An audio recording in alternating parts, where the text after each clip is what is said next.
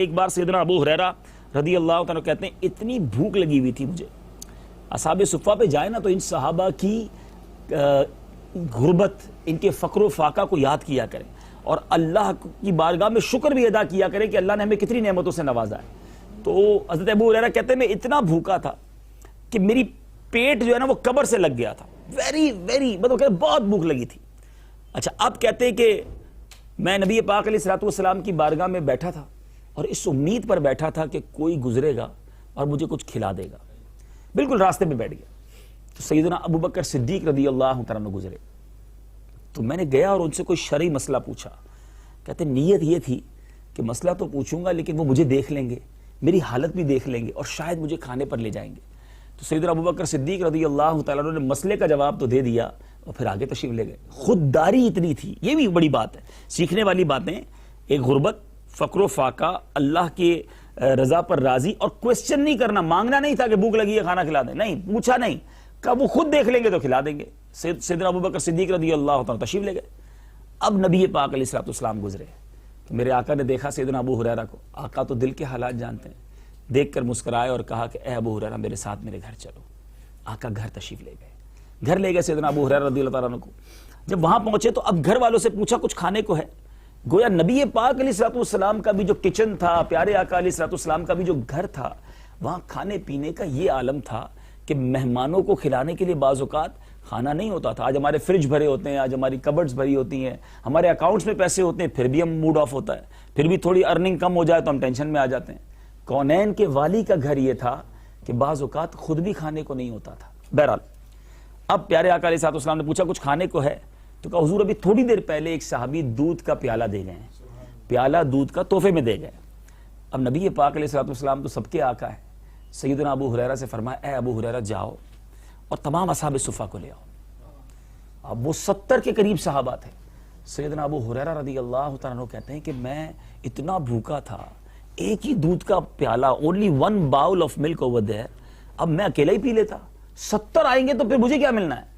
مگر نبی پاک علیہ الصلوۃ والسلام کا آرڈر تھا، پیارے آقا نے فرمایا تھا۔ کہتے ہیں میں گیا 70 کو بلا کے لے آیا، اور ان کو یہ بھی پتا تھا کہ 70 کے 70 بھوکے ہیں۔ ایک تو ہوتا ہے نا کہ بھوک نہ ہو، کھانا کھا کر آئے ہوں، سب اسی حالت میں تھے، سب کو بلا لیا۔ اب سرکار دو عالم صلی اللہ تعالیٰ علیہ وسلم نے سیدنا ابو ہریرہ ہی سے فرمایا اے ابو ہریرہ پیالہ لو، سب کو باری باری پلاؤ۔ اب ذرا غور کریں، جس کو بہت بھوک لگی ہو اسی کو کہا جائے دوسروں کو کھانا کھلائیں تو اور مشکل ہو جاتا ہے۔ سیدنا ابو ہریرہ کہتے ہیں پیارے آقا کا آرڈر تھا، نبی پاک نے فرمایا تھا، میں ایک ایک صحابی کے پاس جاتا، وہ صحابی بسم اللہ شریف پڑھتے، پیٹ بھر کر دودھ پیتے، دوسرے کے پاس جاتا وہ بھی اسی طرح کرتے، میں دیکھتا رہا، لوگ پیتے رہے۔ کہتے 70 صحابہ نے دودھ پی لیا، پیالہ ویسے کا ویسے ہی بھرا ہوا ہے۔ پیارے آقا علیہ الصلوۃ والسلام نے فرمایا اے ابو ہریرہ اب تم پیو۔ کہتے میں نے تو منہ لگایا بسم اللہ شریف پڑھ کے اور پیٹ بھر کے کیا، پنجابی میں کہتے ہیں رچ کے پیا۔ اچھا پی لیا تو نبی پاک علیہ الصلوۃ والسلام فرماتے ابو ہریرہ اور پیو۔ کہتے میں نے پھر منہ لگایا، پھر پیا۔ سرکار دو عالم صلی اللہ تعالیٰ علیہ وسلم نے فرمایا ابو ہریرہ ایک بار اور پیو۔ کہتے تیسری بار بھی پیا۔ جب چوتھی بار نبی پاک علیہ الصلوۃ والسلام نے فرمایا ابو ہریرہ اور پیو، میں نے کہا اب جگہ نہیں ہے، اب فل۔ تو اب نبی پاک علیہ الصلوۃ والسلام نے وہ پیالہ مبارک لیا، بسم اللہ شریف پڑھی اور سرکار علیہ الصلوۃ والسلام نے وہ دودھ نوش کیا اور میرے آقا پورا دودھ نوش فرما گئے۔ اب پیالہ خالی ہوا، اس سے پہلے پورا باؤل، پورا پیالہ ویسے کا ویسے ہی بھرا ہوا ہے۔ میرے میٹھے اسلامی بھائیو، یہاں یہ معجزہ ہے میرے آقا علیہ الصلوۃ والسلام کا، اور سیدنا ابو ہریرہ رضی اللہ تعالیٰ کی یہ کیفیت بھی پتہ چل رہی ہے اصحاب صفہ کے بارے میں۔ یعنی یہاں نبی پاک کا کمال بھی، عشق رسول بڑھتا ہے جب یہ سنتے ہیں، ساتھ ساتھ سبق ملتا ہے کہ یہ کون تھے، دے آر فرینڈز آف رسول اللہ، یہ صحابہ تھے نبی پاک کے، کونین کے والی کے صحابہ ہیں، مگر کھانے کو نہیں ہوتا تھا، کپڑے پہننے کو نہیں ہوتے تھے، مگر دے آر ہیپی، وہ پھر بھی خوش ہوتے تھے، پھر بھی اللہ کی رضا پر راضی ہوتے تھے۔ اور آج ہم تھوڑی سی ڈیفیکلٹی میں آ جائیں، تھوڑا پیسہ کم ہو جائے، جاب چھوٹ جائے، ہمیں لگتا ہے پتہ نہیں ہمارا کیا بنے گا، اتنا ٹینشن پال لیتے ہیں، لوگ بیمار ہو جاتے ہیں۔ یاد رکھیں میرا اور آپ کا رزق لکھا ہوا ہے، دانے دانے پہ لکھا ہے کھانے والے کا نام۔ جلد بازی نہ کریں، ٹینشن نہ لیں، مجھ سے اور آپ سے وعدہ ہے رزق کا، موت اور رزق، اس کا ٹائم، اس کی ٹائم لمٹ بھی لکھی ہے، رزق کی کوانٹٹی بھی لکھی ہے۔ بلکہ اعلیٰ حضرت امام اہل سنت سے ایک سوال ہوا کہ جو لوگ کہتے ہیں یہ دانے دانے پہ لکھا ہے کھانے والے کا نام، یہ صحیح ہے؟ کوسچن ہوا ان دا کورٹ آف اعلیٰ حضرت امام اہل سنت۔ وہ فرماتے ہیں صرف دانے پہ نہیں بلکہ دانے کے ہر ذرے پہ کھانے والے کا نام لکھا ہے، اور اس کو ڈیفائن کیا اعلیٰ حضرت نے۔ کہتے کچھ چاول لے لیں اور چاول کو آٹا بنا لے تو اب ایک چاول کے دانے کے تو بہت سارے پرٹیکولرز بن جائیں گے, بہت سارے ذرے بن جائیں گے. اور اب اگر اس کی روٹی بنائی جائے, چاول کی بھی روٹی بنتی ہے, اسی طرح گندم ہے, گندم کا ایک دانہ ہوتا ہے لیکن بہت سارا گندم جمع کرے تو آٹا بن جاتا ہے, مکسچر ہو جاتا ہے. تو اب اس آٹے سے روٹیاں بنی تو ایک ذرہ ادھر چلا گیا, ایک ذرہ اس روٹی میں گیا, ایک ذرہ اس روٹی میں گیا, پھر اس کا نوالا بھی ہم نے 4 ٹکڑے کیے, سب کو ایک ایک ٹکڑا دیا. تو جس ذرے کو میں نے کھانا ہے, اعلیٰ حضرت فرماتے ہیں اس ذرے پر کھانے وانے کا نام لکھا ہوا ہے. اور اس کو بہت خوبصورت واقعے سے سمجھایا. کہتے ہیں بنگلہ دیش میں ایک تاجر تھا, اور بنگال کے لوگ چاول بہت شوق سے کھاتے ہیں. کہتے ہیں ایک تاجر تھا, بڑا امیر آدمی تھا. اس نے چاول کھایا اور چاول کھاتے کھاتے چاول اس کے دماغ میں ایک دانہ اس کے دماغ میں چلا گیا, چڑھ گیا یہاں پر. اب اس نے بڑا درد, بڑی کوشش کی, بڑے بڑے ڈاکٹرز کو دکھایا, بہت پیسے والا آدمی تھا, لیکن ڈاکٹرز نے بڑی کوشش کی مگر وہ ایک دانہ, اونلی ون, ایک دانہ جو ہے وہ اس کے دماغ سے نہیں نکل دیا, پھنس گیا, چھینک آئی تھی کھانے کے دوران اور اوپر چلا گیا تھا. کئی سال گزر گئے, ایسی زندگی گزرتی رہی. اب وہ بنگالی بزنس مین وہ آیا مکہ مکرمہ حاضری دینے کے لیے. جیسے ہی کعبے کے سامنے پہنچا اس کو ایک زور کی چھینک آئی. جیسے ہی چھینک آئی وہ دانہ جو اباؤٹ 12 ایئرز سے اس کے دماغ میں پھنسا ہوا تھا وہ چھینک کے ذریعے باہر نکلا. جیسے ہی حرم کے فرش پر گرا ایک کبوتر آیا, اٹھا کے وہ دانہ لے گیا. اعلیٰ حضرت فرماتے ہیں یہ اس دانے پر اس کبوتر کا نام لکھا تھا.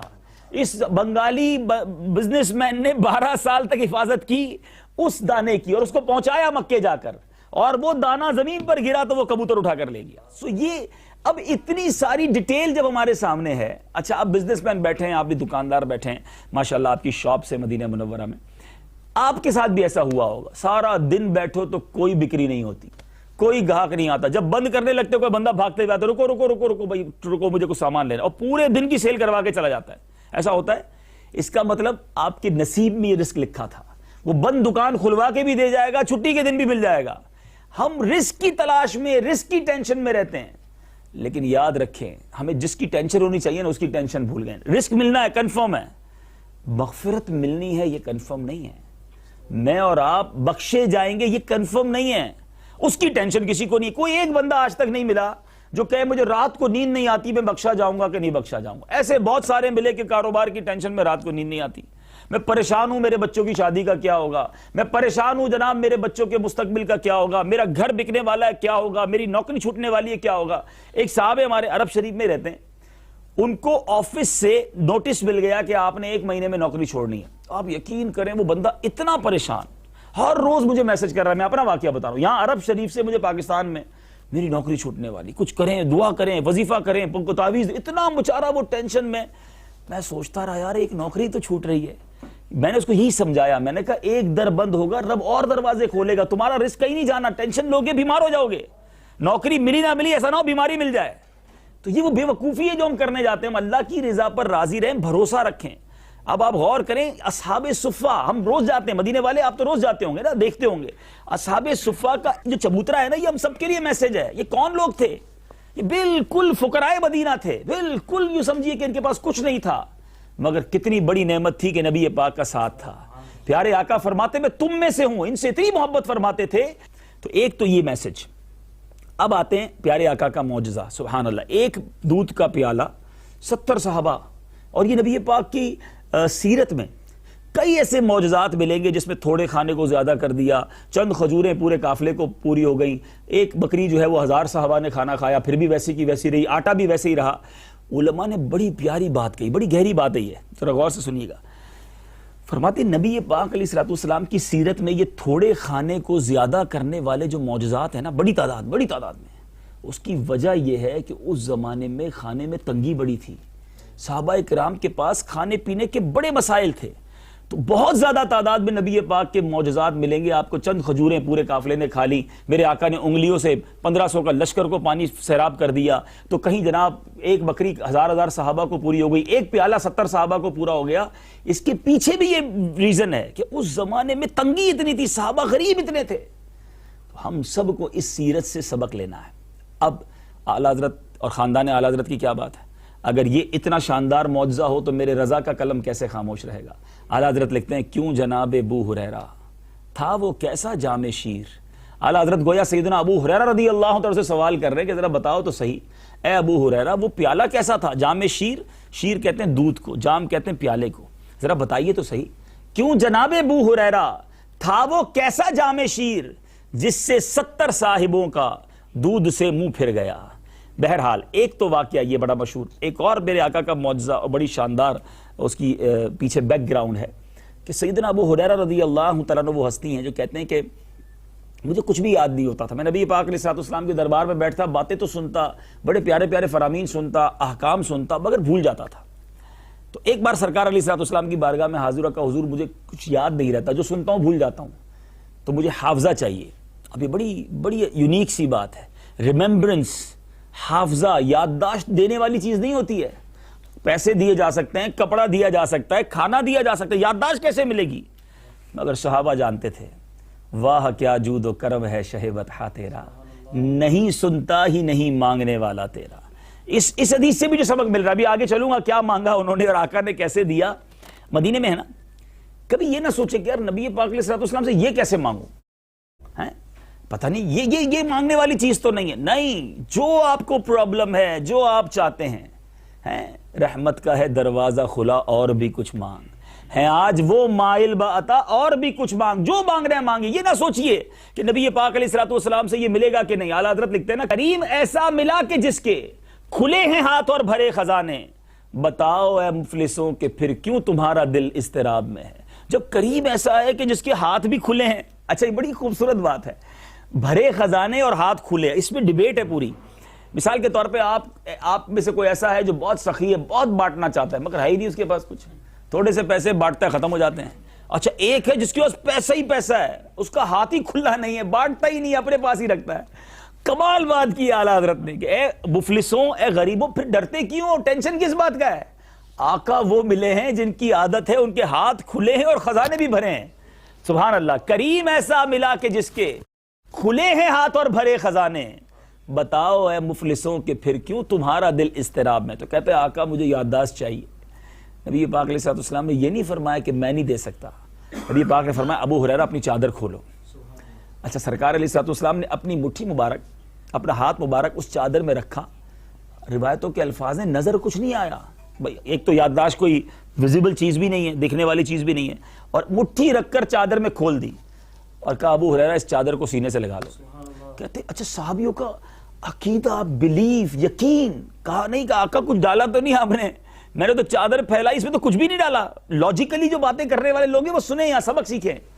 عشق کے میدان میں لاجکس نہیں چلتی، وہاں ماننا چلتا ہے، وہاں دیوانگی چلتی ہے، وہاں بلیف چلتا ہے، وہاں یقین چلتا ہے. تو اب کیا ہوا کہ کہا سینے سے لگا لو. تو حضرت ابو ہریرہ رضی اللہ تعالیٰ عنہ نے وہ چادر سینے سے لگائی. کہتے وہ دن ہے اس کے بعد ہر چیز میرے آقا فرماتے مجھے یاد ہو جاتی.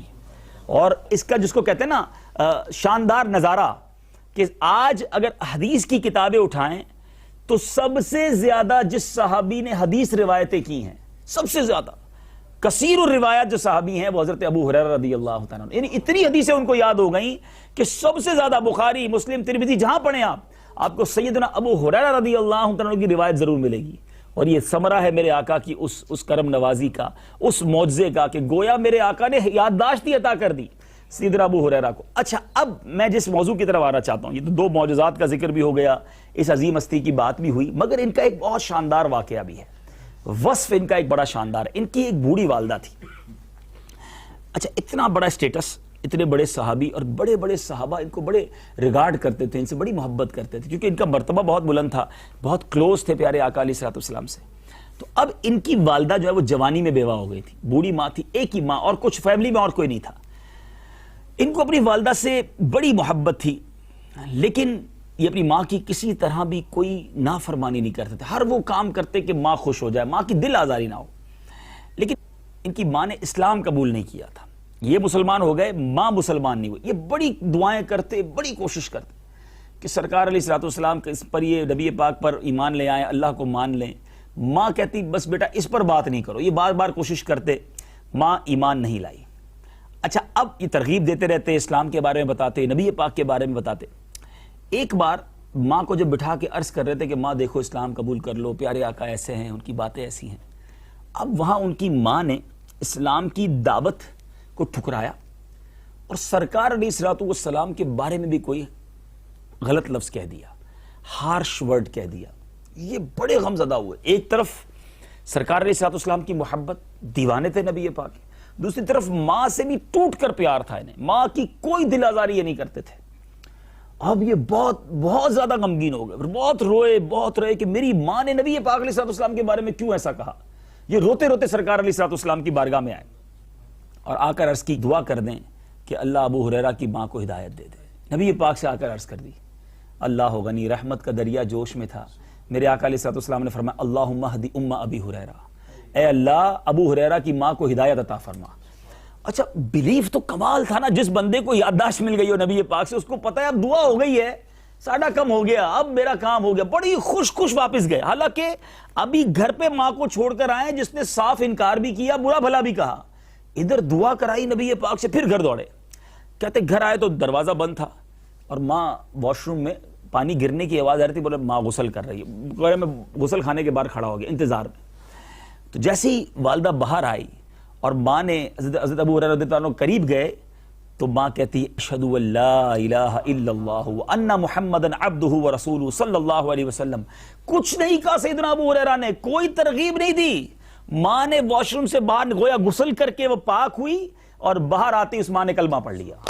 اللہ غنی، سیدنا ابو ہریرہ اتنے خوش، اللہ کتاب میں لکھا ہے کہ بے خود ہو گئے، مسرت میں دیوانے ہو گئے. ماں مسلمان ہو گئی، ماں نے ایمان قبول کر لیا. پھر روتے ہوئے اب سرکار علیہ السلام کی بارگاہ میں دوڑے، پھر گئے آقا کی بارگاہ میں اور آقا سے عرض کی یا رسول اللہ صلی اللہ علیہ وسلم، اللہ عز و جل نے آپ کی دعا قبول فرما لی ہے اور اللہ نے میری ماں کو ہدایت بخش دی ہے. اب پیارے آقا بھی بہت خوش ہوئے.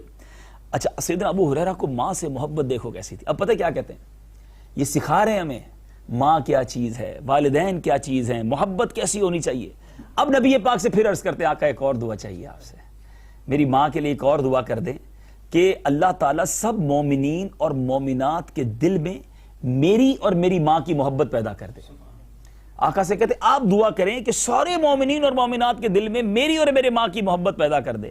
پیارے آقا نے دعا فرما دی اور اس دعا کا اثر یہ ہوا کہ جو سیدنا ابو ہریرہ رضی اللہ عنہ بیان کرتے ہیں کہ میں جس کو یہ بات سناتا تھا، ہر مومن جب یہ بات سنتا تو مجھ سے اور میری ماں سے محبت کرنے لگ جاتا.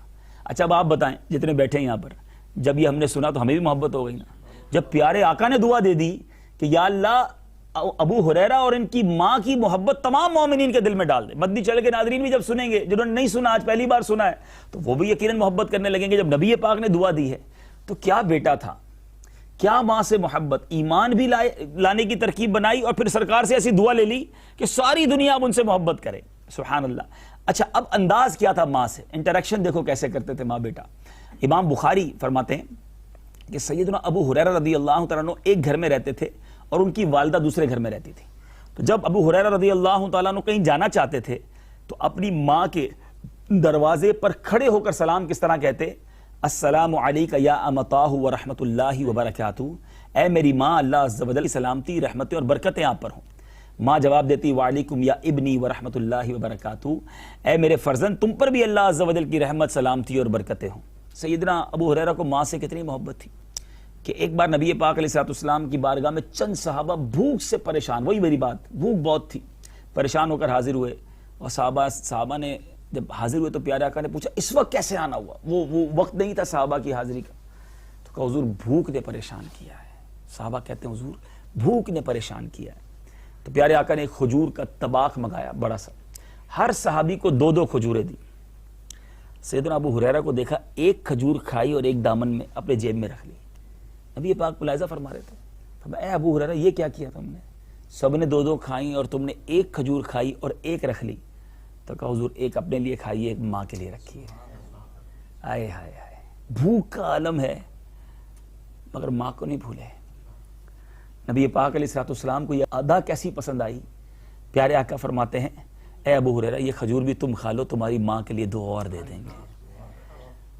اب پیارے آقا علیہ السلام نے ان کو 2 مزید ان کو کھجوریں عطا کی. آپ کا انداز کیا تھا کہ جب تک آپ کی والدہ حیات رہی، ان کی تنہائی اور بڑھاپے کے خیال سے آپ کبھی حج پر نہیں گئے. پھر والدہ کا انتقال ہوا، پھر یہ باقی سارے معاملات حج وغیرہ کے ہوئے، لیکن یہ ابو ہریرہ رضی اللہ تعالیٰ عنہ ہے.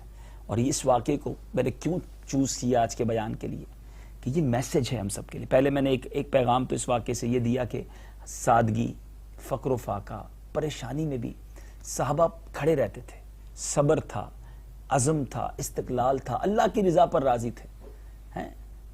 وہ کہتے ہیں نا کہ شاعر لکھتے ہیں نا، زباں پر شکوے رنج و الم لایا نہیں کرتے، زباں پر شکوے رنج و الم لایا نہیں کرتے، نبی کے نام لیوا غم سے گھبرایا نہیں کرتے. تو ہمت میں رہا کرے، پریشانی آئے ہمت میں رہے. دوسری بات، والدین. والدین کا ادب، بالخصوص ماں کا ادب. اللہ غنی.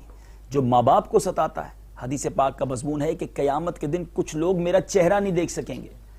پیارے آقا کہیں جو چہرہ نہیں دیکھے گا، انہوں نے تو بخشوانا ہے، انہوں نے تو شفاعت کرنی ہے. تو ان لوگوں میں پیارے آقا نے فرمایا ماں باپ کا نافرمان میرا چہرہ نہیں دیکھ سکے گا. ماں باپ اگر ہیں تو ان کا ادب کریں، دعائیں لیں. ماں باپ بوڑھے ہو جاتے ہیں، ایک اسٹیج آتا ہے، اس اسٹیج میں آ کر چڑچڑے بھی ہو جاتے ہیں. ماں باپ ڈانٹتے بھی ہیں، ماں باپ برا بھلا بھی کہہ دیتے ہیں. دیکھیں ایک ایج کے بعد بندہ جب بوڑھا ہوتا ہے نا، اس کی انڈرسٹینڈنگ کم ہو جاتی ہے، اس کے اندر چڑچڑا پن آ جاتا ہے، اس کی طبیعت بھی تو ڈاؤن ہو جاتی ہے نا. لیکن بچے کو دیکھا ہے کبھی؟ بچہ بھی تو نہیں سمجھتا تھا کچھ، بچہ بھی تو روتا ہے، بچہ بھی تو تنگ کرتا ہے، جو کرنا ہے اس کو بستر پر کرتا ہے. ماں باپ برا نہیں کہتے اسے، پھر بھی پیار کرتے. تو میں اور آپ اس اسٹیج سے گزرے ہیں. ہمارے ماں باپ نے ہماری گندگیاں صاف کی ہیں. ہم روئے تو ماں اور باپ ساری رات جاگتے رہے ہوں گے. ہم بیمار ہوئے ہوں گے تو رات کو ہاسپٹل میں لے کے بھاگے ہوں گے. آج باپ بیمار ہوتا ہے تو بیٹا کہتا ہے مجھے ٹائم نہیں ہے ہاسپٹل لے جانے کا. ماں اور باپ اگر کسی بات کو ریپیٹ کرے، کوئی بات انڈرسٹینڈ نہ کرے، تو ہم کہتے ہیں آپ کو بار بار سمجھ نہیں آتی، میں کہہ تو رہا ہوں آپ انڈرسٹینڈ کیوں نہیں کر رہے. اچھا بیچ میں اگر کوئی ماں باپ میں سے انٹرپٹ کرتا ہے تو ہم کیا کہتے ہیں آپ بوڑھے ہو گئے، آپ کو نہیں سمجھ آتی. کتنا بدتمیز ہے وہ بچہ جو ماں باپ کو یہ کہتا ہے آپ کو سمجھ نہیں آتی، جو ماں باپ کو کہتا ہے کہ آپ جو ہے وہ بیچ میں نہ بولا کریں. ارے یہ وہ لوگ ہیں جنہوں نے مجھے اور آپ کو بولنا سکھایا ہے. ایک واقعہ مجھے یاد آیا کہ ایک بار ماں نے بیٹے سے کہا بیٹا مجھے کچھ آواز آ رہی ہے، میرے کانوں میں کوئی آواز آ رہی ہے. تو بیٹا کہتا ہے ماں آپ کے کان بج رہے ہیں، کوئی آواز نہیں آ رہی. بیٹا پڑھ رہا تھا، کچھ کام وام کر رہا تھا. تھوڑی دیر بعد ماں نے کہا بیٹا مجھے آواز آ رہی ہے. کہا نہیں ماں آپ کو غلط فہمی ہو گئی ہے، آپ کو آواز نہیں آ رہی، کچھ بھی نہیں ہو رہا، خاموشی ہے. بار بار آپ یہ کہتی ہے. تیسری بار ماں نے کہا تھوڑی دیر بعد، کہا بیٹا مجھے آواز آ رہی ہے. کہ ماں سمجھ نہیں آتی آپ کو، میں کام کر رہا ہوں ڈسٹرب کر رہا ہوں، نہیں آ رہی آواز، آپ کے کان بج رہے. اب ماں مسکرائی.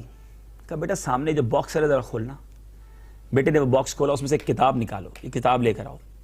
کہ بیٹا اس کتاب کو جب تو چھوٹا تھا نا، تو نے ایک ہی سوال مجھ سے 70 بار پوچھا تھا، ماں یہ کیا ہے، ماں یہ کیا ہے، ماں یہ کیا ہے. کہا میں ہر بار تیرا منہ چومتی تھی اور تجھے جواب دیتی تھی، اور آج میں نے 3 بار تجھ سے پوچھ لیا تو تجھے برا لگ گیا.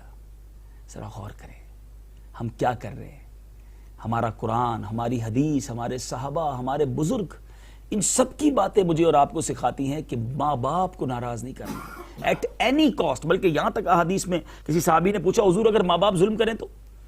ماں باپ ظالم بھی ہوتے ہیں، ظلم بھی کرتے ہیں. نبی پاک نے فرمایا اگرچہ ظلم کریں، اگرچہ 3 بار اگرچہ ظلم کرے، ماں باپ ظلم بھی کرے جب بھی تم نافرمانی نہیں کر سکتے. بلکہ اسلام اتنا کمپلیٹ ریلیجن اور اتنی محبت کا درس دیتا ہے کہ اگر کسی کے ماں باپ غیر مسلم ہیں تو بھی وہ ماں باپ سے بدتمیزی نہیں کر سکتا.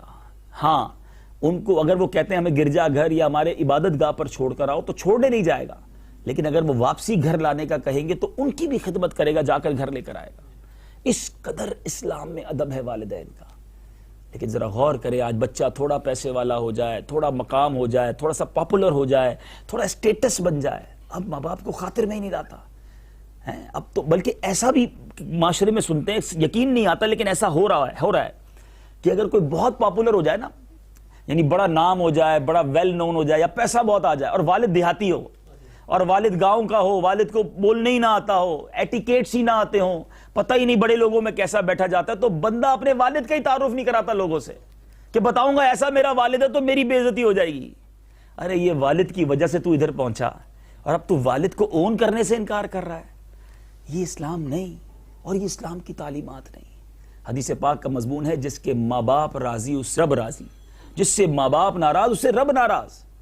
تو والدین کو راضی رکھیں. بلکہ یہ اتنا شاندار مرتبہ ہے کہ ایک بار سرکار علیہ الصلوۃ والسلام سے ایک صحابی نے سوال کیا کہ آقا میرے سب سے زیادہ حسن سلوک کا حقدار کون ہے؟ اب بہت سارے کاروباری بیٹھے سیلز کا بھی کام کرتے ہوں گے، اور ہمارا ایک انداز ہوتا ہے نا کاروبار میں، ہم بڑا بچ بچ کے بات کرتے ہیں اپنے کسٹمر سے, اپنے گاہکوں سے. ماشاءاللہ, السلام علیکم. وعلیکم السلام, کیسے ہیں آپ؟ ٹھیک ہے, آئیے بیٹھے بیٹھے, چائے منگاؤں آپ کے لیے, کھانا کھایا کہ نہیں. اتنا گڈ بینر میں کام کر رہے ہوتے ہیں. اٹس اوکے, اچھی بات ہے. لیکن جتنا محبت پیار ہم اپنے گاہک کو دیتے ہیں, اپنے دوست کو دیتے ہیں, کیا کبھی اپنے ماں باپ کو دیتے ہیں؟ پیارے آقا علیہ الصلوۃ والسلام سے کوسچن ہوا کہ سب سے زیادہ حقدار کون ہے میرے حسن سلوک کا؟ سرکار علیہ الصلوۃ والسلام نے فرمایا تیری ماں. کہ آقا پھر؟ فرمایا تیری ماں. یا رسول اللہ صلی اللہ تعالی علیہ وسلم پھر تھرڈ پرسن کون ہے؟ کہا تیری ماں. چوتھی بار پوچھا پھر کون؟ فرمایا تیرا والد. اچھا, نبی پاک کے ایک ایک لفظ میں کتنی حکمت ہے, یہ بڑی خوبصورت بات میں عرض کرنے جا رہا ہوں. ایچ اینڈ ایوری ورڈ میرے آقا کی زبان مبارک سے نکلا, اس میں بڑی حکمت ہے. 3 بار ماں کیوں کہا, 1 بار والد کیوں کہا؟ علماء نے اس پر بحث کی, اس کی تفسیر لکھی. یعنی یہ ایک جس کو کہتے ہیں کہ ایسا نہیں تھا کہ ایسی نارمل بات تھی, بڑی گہری بات ہے. میرے آقا کا ایک ایک لفظ, وہ دہن جس کی ہر بات وحی خدا, چشمہ علم و حکمت پہ لاکھوں سلام, وہ زبان جس کو سب کن کی کنجی کہیں, اس کی نافذ حکومت پہ لاکھوں سلام. ایک ایک ورڈ قیمتی ہے. اور کیا کمال, فرمایا 3 بار ماں کہا, 1 بار والد کہا. اس کی وجہ یہ ہے کہ ماں بچے کی 3 خدمتیں کرتی ہے. نمبر 1, ماں نے بچے کو پیٹ میں پالا. دوسری خدمت جو ولادت کے وقت تکلیف, وہ باپ نہیں اٹھاتا. اور تیسری خدمت بچے کو جو وہ پالتی ہے. فرمایا ماں 3 بڑی خدمتیں کرتی ہے, والد ایک ہی خدمت کرتا ہے, یعنی اس کو پالتا ہے. تو اس پر علماء نے بڑی پیاری ڈیبیٹ کی کہ ادب ٹھیک ہے اور خدمت ماں کی زیادہ کرے, ادب والد کا زیادہ کرے. اور اس کی وجہ بیان کی کہ والد کا رسپیکٹ ادب اس لیے زیادہ کرے کہ وہ تمہاری ماں کا شوہر بھی تو ہے, جو تمہاری ماں ہے اس کا بھی تو سرتاج وہی ہے نا. تو ادب والد کا زیادہ کرے اور خدمت ماں کی زیادہ کرے, یہ اسلام ہمیں سکھاتا ہے. مگر آج ماں بوڑھی ہو جائے تو ٹائم نہیں ہے, دوستوں کے لیے ٹائم ہے, ماں کے لیے ٹائم نہیں ہے. تو اے میرے میٹھے اسلامی بھائیوں, میں یہ برکتیں لوں. جن کے ماں باپ حیات ہیں بڑے خوش نصیب ہیں, جو چلے گئے اب افسوس کرتے ہوں گے. حیات ہے تو خدمتیں کر لیجئے, دعائیں لے لیجئے. حدیث پاک کا مضمون ہے, جو بچہ اپنے والدین کو محبت سے دیکھے, گیز کے ساتھ, اس کی لو کے ساتھ نظر اس پر دیکھے, ماں باپ کو رحمت کی نگاہ سے دیکھے, اللہ ہر نظر پر حج مبرور کا ثواب عطا فرماتا ہے, فقط دیکھنے پر. ایک صحابی نے عرض کی حضور کوئی 100 بار دیکھے, ماں باپ تو گھر میں ہوتے ہیں. فرمایا اللہ اکبر و اطیب, اللہ بہت بڑا اور پاک ہے, جو 100 بار دیکھے اللہ 100 حج کا ثواب عطا فرماتا ہے. اب ماں باپ سے ہمیں کتنی محبت ہونی چاہیے, یعنی ہماری مغفرت کا ذریعہ ہے, یعنی ان کی خدمت ہمارے سمجھ لیں بگڑے کام بنانی. اور پھر میں بات کر رہا تھا اسٹیٹس کی, کہ مرتبہ بڑھ جائے نا, تو کبھی ماں باپ کو مت کہنا میں بڑا آدمی ہو گیا ہوں, کبھی ماں باپ کو مت کہنا کہ میرا جو ہے وہ اب مجھ سے بہت لوگ مجھ سے پیار کرتے ہیں, میرا بڑا اسٹیٹس ہے, میں پیسے والا ہو گیا ہوں, میں بزنس مین ہو گیا ہوں. نہیں, ماں باپ کے سامنے ہم بچے ہی ہیں, ان کی وجہ سے ہی تو یہاں پہنچے ہیں نا, ان کی دعاؤں سے یہاں پہنچے ہیں. تو اب میں آپ کو 2 بزرگوں کی بات کر کے اپنی بات ختم کرتا ہوں. تو سیدنا ابو ہریرہ کا انداز دیکھا ماں کے ساتھ. سیدنا بایزید بستامی رحمۃ اللہ تعالی, بہت بڑے اللہ کے ولی ہیں, بڑا نام ہے. آپ کی والدہ بھی بوڑھی ہو گئی تھی, بڑا پیار کرتے تھے اپنی ماں سے, بڑی خدمت کرتے. ایک بار ماں نے کہا کہ بیٹا پانی چاہیے, سردیوں کی رات تھی. تو حضرت بایزید بستامی رحمۃ اللہ تعالی علیہ ماں کے لیے پانی لے کر آئے پیالہ بھر کے. جب واپس آئے تو ماں سو گئی تھی. جب ماں سو گئی تو پانی کا جو پیالہ تھا اس سے تھوڑا سا پانی نکلا اور وہ برف بن گیا, سنو. اتنی ٹھنڈی رات تھی. آپ پھر بھی کھڑے رہے کہ پتہ نہیں ماں رات میں کب اٹھ جائے. کھڑے رہے. ماں صبح اٹھی فجر کے وقت, تو دیکھا کہ سیدنا بایزید بستامی پیالہ لیے کھڑے ہیں. تو پہلے تو حیران ہوئی, بیٹا کیوں کھڑے؟ تو آپ نے جب اس پیالے کو ڈیٹیچ کیا, پیالے کو اپنے ہاتھ سے الگ کیا, تو برف چونکہ چپک چکی تھی تو پیالہ بھی چپک گیا تھا. جب ہٹایا تو چمڑی بھی نکل آئی اور خون بہنے لگا. تو ماں نے جب یہ دیکھا تو ماں نے کہا کہ یا اللہ, اے اللہ تبارک و تعالی, میں اس سے راضی ہوں, تو بھی اس سے راضی ہو جا. وہ دن تھا اور حضرت بایزید بستامی زمانے کے ولی بن گئے. ماں نے دعا دی, آپ اولیاء کرام کی فہرست میں بڑا نام آپ کا ہو گیا. تو یہ ہے ماں کی دعا, طوفان ٹال دیتی ہے. اچھا, پھر امام اعظم ابو حنیفہ رضی اللہ تعالیٰ, کروڑوں حنفیوں کے پیشوا, اسٹیٹس کیا ہے؟ آپ مجتہد. اچھا, پھر آپ مجتہد, آپ کے جو طلباء تھے ان کا بڑا مقام, بڑے بڑے فقہاء میں ان کا مقام آتا ہے. اور آج بھی کروڑوں حنفی دنیا بھر میں, امام اعظم ہے وہ, مگر آپ کی والدہ تھی.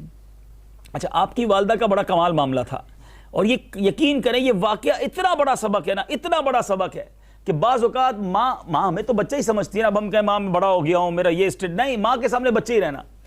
تو آپ کی ماں کو جو ہے نا وہ وائز بیان کرنے والے جو خطیب ہوتے ہیں ان سے بڑی عقیدت تھی، حالانکہ امام اپنے وقت کے امام ہیں، بڑے بڑے علماء آپ سے سیکھنے آتے تھے.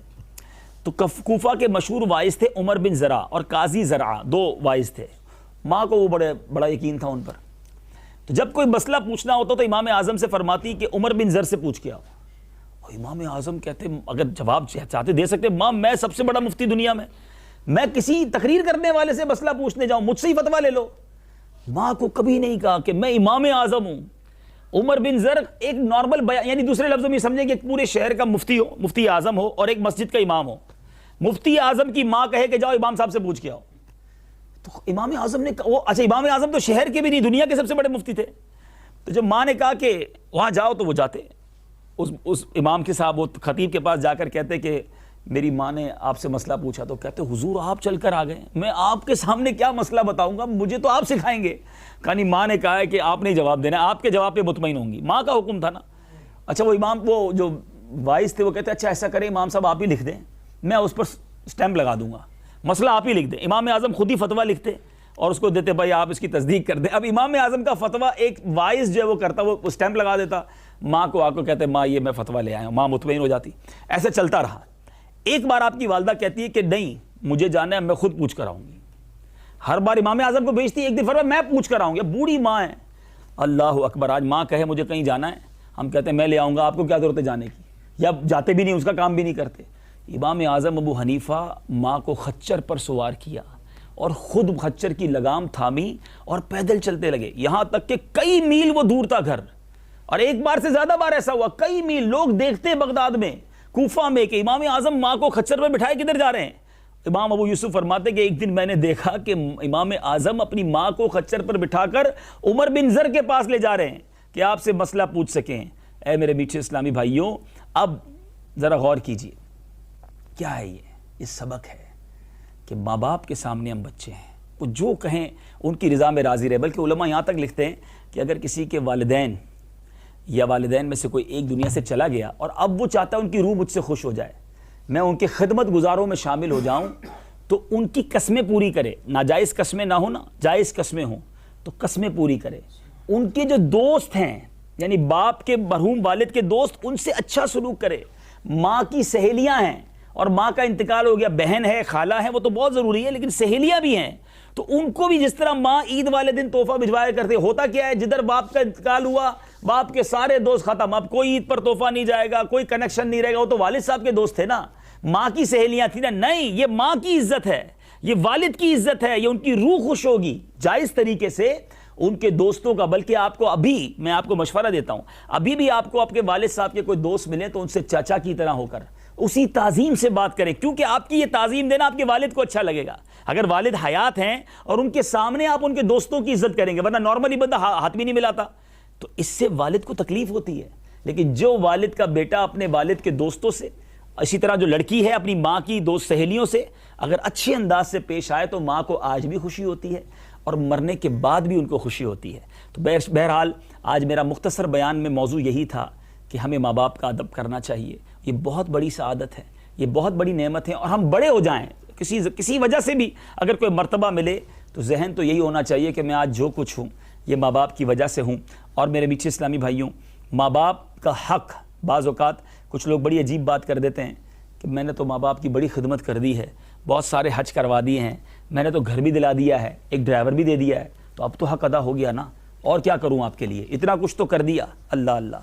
منقول ہے کہ ایک شخص نے اپنی ماں کو کاندھے پر سوار کر کے 7 بار حج کروائے. 7 حج ماں کو کاندھے پر سوار کر کے کرائے. 7ویں حج میں خیال آیا کہ اب میں نے اپنی ماں کا حق ادا کر دیا ہے. تو رات کو خواب میں دیکھا کہ کوئی کہنے والا کہہ رہا ہے، جب تو بچہ تھا اور بہت سردی تھی، ماں پاس سو رہی تھی، تو نے گندگی کر دی، تیری ماں نے تجھے اٹھایا، تجھے دھو کر، غربت کے دن تھے، دوسرا بستر نہ تھا، وہ گیلے بستر پر سردی میں خود لیٹ گئی، تجھے اپنے سینے سے چمٹایا کہ تجھے سردی نہ لگے. اے نوجوان، تو کہتا ہے حق ادا ہو گیا، تو نے تو ابھی اسے ایک رات کا حق بھی ادا نہیں کیا. ماں باپ کا حق ادا نہیں کیا جا سکتا، ان کی قدر کیجیے. اللہ تعالیٰ مجھے اور آپ کو ماں باپ کا فرما بردار بنائے، ماں باپ کی خدمت کرنے کی توفیق عطا فرمائے۔ اب جو ماں باپ بیٹھے ہیں ان سے عرض کرتا ہوں، بعض اوقات ہم کہتے ہیں بچہ نافرمان ہے، بچہ بات نہیں مانتا۔ بچوں کو تو عرض کر دی میں نے جو کرنی تھی، لیکن ماں باپ بھی تو بیٹھے نا۔ اگر آپ اپنے بچوں کو فرما بردار بنانا چاہتے ہیں تو ہم نے کب بچوں کو قرآن و حدیث پڑھا؟ دیکھیں جو میں بیان کر رہا ہوں، اگر یہ بچے سن رہے ہیں تو کچھ ریئلائز تو کریں گے نا، لیکن ہم نے اپنے بچوں کو کب سنایا یہ کہ حدیث کیا کہتی ہے، قرآن کیا کہتا ہے؟ ہمیں تو ٹی وی دکھانا ہے، ہمیں فلمیں دکھانی ہیں، ہمیں انٹرنیٹ لا کے دے دینا ہے، جو کرنا ہے کرے۔ جب بچے کو پتہ ہی نہیں شریعت کیا ہے تو وہ ماں باپ کا ادب بھی نہیں کرتا۔ ہم نے اس کو ایسے ماحول میں رکھا، ایسے دوستوں میں رکھا کہ جو اس قدر ماڈرن لائف گزارتے ہیں کہ وہاں ماں باپ کی کوئی قدر ہی نہیں ہوتی ہے۔ تو شریعت وہ شاندار یوں سمجھیے تربیت ہے کہ اگر ہم اپنے بچوں کو دینی ماحول میں رکھیں گے تو ماں باپ، وہ بڑی پیاری بات پچھلے دنوں ایک میں نے میسج پڑھا تھا کہ بندہ جب دنیا میں ڈاکٹر، انجینئر اور اس طرح کچھ دنیاوی تعلیم میں بڑا پی ایچ ڈی ہولڈر بن جاتا ہے نا، تو ماں باپ ڈرتے ہیں کہ بچے سے کس طرح بات کریں، کہیں اس کو برا نہ لگ جائے جب اس طرح کوئی بندہ تعلیم یافتہ اور پیسے والا بزنس مین ہو جاتا ہے۔ لیکن اگر کسی کا بچہ عالم دین ہو جاتا ہے نا تو وہ عالم دین ڈرتا ہے کہ ماں باپ سے کیسے بات کریں۔ That is the difference. دینی تعلیم اس کو ادب پر مجبور کرتی ہے کہ میں ماں باپ کو ناراض نہ کر دوں، اور دنیاوی ماحول ایسا بنا دیتا ہے کہ ماں باپ ڈرتے ہیں کہ بچہ ناراض نہ ہو جائے۔ That is the big difference. آپ کے اوپر ہے آپ کو کیسا بچہ بنانا ہے، آپ کے اوپر ہے آپ کو آپ کی نسلیں کیسی چھوڑ کے جانی ہیں۔ تو اے میرے میٹھے اسلامی بھائیوں، یہ ہے فرق اچھے ماحول کا۔ دعوت اسلامی کا ماحول آپ کے سامنے، اس مدنی ماحول سے خود بھی وابستہ ہوں، اپنی بچوں کو بھی وابستہ کریں، اور مدنی channel is a best way, بہت خوبصورت طریقہ ہے، پوری فیملی پہ امپیکٹ کریٹ ہوگا، سب انشاءاللہ سیکھیں گے اور فرق ہوگا۔ تو مدنی چینل گھر میں چلائیں، سب بیٹھ کر دیکھیں، پھر اسی طرح جہاں جہاں اجتماعات ہوتے ہیں ان اجتماعات میں شرکت کریں، مدنی قافلوں میں سفر کریں۔ اللہ تعالی ہم سب کو اس مدنی ماحول سے وابستگی عطا فرمائے، اپنے والدین کا ادب نصیب فرمائے۔ صحابہ کرام نے جس طرح فقر و فاقہ کی زندگی گزاری اور صبر کی زندگی گزاری، اللہ کریم ہمیں بھی مصیبتوں اور پریشانیوں پہ صبر نصیب فرمائے۔ اللہ کریم سے دعا ہے رب کریم ہم سب کے رزق حلال میں برکت بھی عطا فرمائے اور ہمیں اپنی راہ میں خوب خرچ کرنے کی توفیق بھی عطا فرمائے۔ آمین۔